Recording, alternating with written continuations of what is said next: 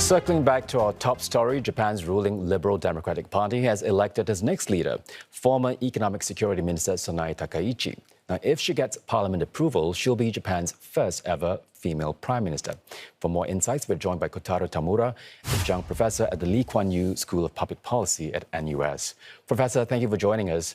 Now, Ms. Takaichi's victory, was it because most LDP members rallied behind what she stood for, or was it because they didn't want to see her closest competitor, who is Shinjiro Koizumi, to take the helm? I think this time it's a surprise. And core conservative politicians love her own policy and philosophy. But the main reason why she got elected this time is the movement of Taro Aso, former prime minister. So he thinks he need to leave a legacy to differentiate himself, to keep influence and the presence, not getting onto the Shinjiro Koizumi with other former prime ministers, kingmakers.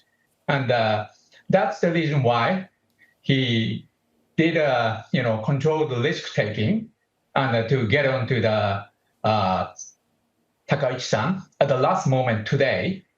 So I think this is a change maker. Now, Ms. Takaichi says she wants to ease people's anxieties about their daily lives, but she's also an admirer of former British Prime Minister Margaret Thatcher. Now, Margaret Thatcher's policies were tough on workers and poorer households. How do you reconcile this? What sort of economic vision is she likely to roll out? So I heard that story several times when I was in the Diet. And I heard about her admiration to Margaret Thatcher as a country's defender, national security, but not economic policy or fiscal policy maker.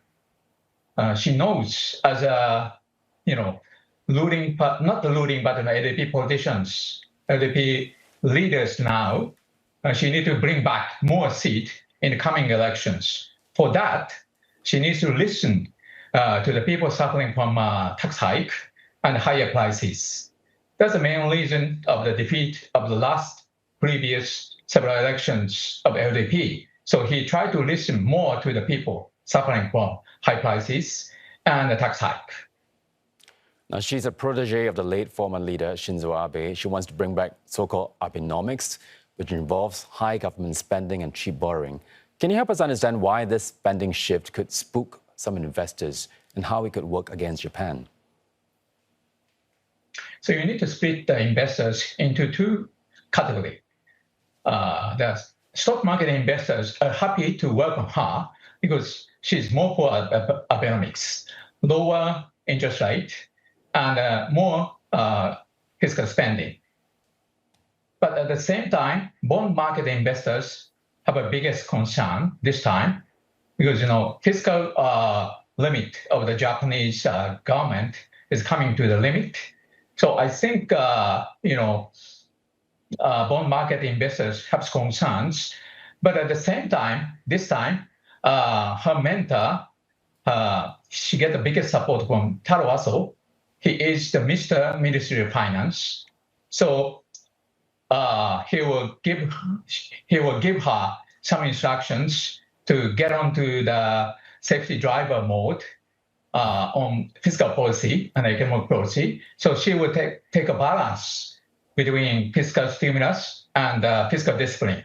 So I think this won't be very negative, even to the bond market investors.